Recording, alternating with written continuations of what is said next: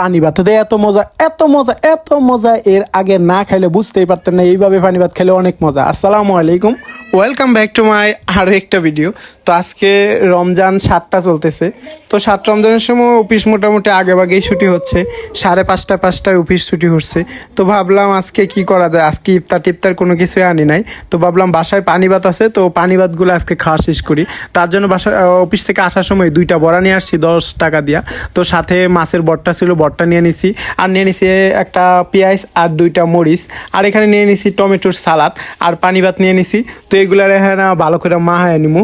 প্রথমে এই মরিচগুলা চটকাইতে হইব। তার আগে যেহেতু রোজা রাখছি একটু মোনাজাত ধরে নিলাম। ইফতার সামনে নিয়ে নেই, মোনাজাত ধরে যে কোনো কিছু চাইলে মহান আল্লাহ তাআলা তা নাকি ফিরাই না, তার জন্য মোনাজাত ধরে নিলাম। এখন আজাম পড়ে গেছে, যেহেতু আজাম পড়ে গেছে একটু হালকা কিছু মুখে দেবো, তার জন্য একটা খেজুর নিয়েছি, আর এই খেজুর নিয়ে মুখে দিয়ে নিলাম। খেজুর খাওয়া শেষ হয়ে গেলে একটু পানি খেয়ে নেবো, আর পানি খাইবো। পানি খাওয়া শেষ হয়ে গেলে কিন্তু আজকে আমি সেই কাঙ্ক্ষিত এই ভাতগুলা খাইবো, আর এইগুলা ছিল পান্তা ভাত। তো পান্তা ভাত কে কে খান একটু কমেন্টস করে জানাবেন। পান্তা ভাতের জন্য লবণ নিয়ে নিলাম। পান্তা ভাতের প্রধান উপকরণ কিন্তু মরিচ আর লবণ। যদি মরিচ আর লবণ ঠিকভাবে হয় তাহলে কিন্তু পান্তা ভাত খাওয়া কোনো ব্যাপারই না। সাথে একটা এরকম পেঁয়াজ হলে তো কোনো কিছু জমেই না। তো এবার মাছের বট্টাটা ভালো করে মাখায় নিলাম, তারপর সালাদ দিয়ে একদম ভাত ভালো করে মাখায় নিতেছিলাম। আপনারা হয়তো জানেন পান্তা ভাতের মজা কিন্তু এই ভাত ভালো করে মাখানোই। তো মাখাইতে মাখাইতে পাশের রুমের ভাই ছিল, তো তিনি আমাকে 2টা পেঁয়াজও দিয়ে গেল।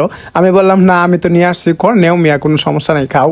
তো এখন আমি ওইগুলো নিয়ে নিলাম। নিয়ে নেওয়ার পর আসলে ভাত মাখাইতেছিলাম। একদম ভালো করে ভাত মাখাইতে হয়, যেহেতু পানি ভাত ভালো করে মাখায় খেলে কিন্তু খুবই টেস্ট হয়। এদিক দিয়ে আসলে পেঁয়াজ মানে এইগুলা মরিচগুলা ভালো করে তেমন একটা গলতেছিল না, তার জন্য ভালো করে জোর দিতেছিলাম। আর একটা করে এক লঙ্কা ভাতের সাথে পেঁয়াজ আর এই চপটা মুখে দিলে, মানে এই যে ডাউলের বড়াটা মুখে দিলে খাবারের টেস্টই আলাদা। আর পানি ভাতের মতো মজা আর কিছু আছে কিনা। সারাদিন অনেক যুদ্ধ করার পর, তাছাড়া অফিসে সারাদিন যেসব যুদ্ধ করি, এছাড়া প্রচুর পরিমাণে গরম, আর এই গরমে যদি এক থালা পান্তা ভাত এই ইফতারের সময় পাওয়া যায় তাহলে কেমনটা লাগে। আজকে খায় বুঝছি যে এই পান্তা ভাতে এত টেস্ট, সাথে লাল লাল মরিচ আর এই পানি ভাতের সাথে খাইলে একদম জম্যা ক্ষীর হয়ে যাইতেছিল। তো আসলে খাওয়াটা খুব টেস্ট হয়েছিল। তো লবণ হয়েছিল, যার কারণে খাবার অস্বাভাবিক টেস্ট হয়েছিল। আসলে পানি ভাত খুবই ভালো লাগে আমার কাছে, তো আমি তো বরাবরই খাওয়ার চেষ্টা করি। তো পানি ভাতের সাথে এই পেঁয়াজ লাল মরিচ আর এই যদি সাথে একটা বড়া থাকে তাহলে তার কোনো কথাই নেই। তো আপনাদের সাথে কিন্তু রাও করতে করতে আমার অলরেডি খাবার শেষই হয়ে গেছে। তো আমি এক গামলা ভাত কীভাবে খেলাম সেটা চিন্তা করতে থাকেন। আসলে প্রচুর পরিমাণে খিদা ছিল, তারপরেও সারাদিনের যে ক্লান্তি ছিল এই পানি ভাত খেয়ে কিন্তু সেই দিনে ক্লান্তি একদম শেষ হয়ে গেছে। তো এবার আমার খাওয়া শেষ, কী ভাবতেছেন এই পানিগুলো হালাই দিব কখনোই সম্ভব না। আগে বড়া আর সবগুলো ভাত খাইলো, তারপরে বুঝতে পারবেন। আমার এক্সপ্রেশন দেখে বুঝতেই পারছেন প্রচুর পরিমাণ জাল হয়েছিল, যার কারণে এই খাবারটা এতটা টেস্ট হয়েছিল। পানি ভাত কিন্তু জালের জন্যই টেস্ট হয়। চোখ দিয়ে অলরেডি পানি পড়তেছিল।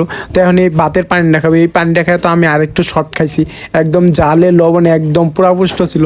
তো এটাই ছিল আমার আজকের ভিডিও। আসলে ভিডিওটা কেমন লাগলো সেটা কিন্তু জানাবেন, আর ভালো লাগলে অবশ্যই লাইক কমেন্ট শেয়ার করবেন। আর এটাই ছিল আমার আজকের ইফতার। তো আসলে আজকের ইফতারটা ওয়ান অফটা বেস্ট ছিল। সব ভালো থাকবেন, সুস্থ থাকবেন, ছোট স্টার ব্লগের সাথেই থাকবেন। আর ভালো লাগলে লাইক কমেন্ট শেয়ার করবেন। ভিডিও কিন্তু আপনারা শেয়ার করেন না, শেয়ার করবেন। টাটা, বাই বাই, ভালো থাকবেন।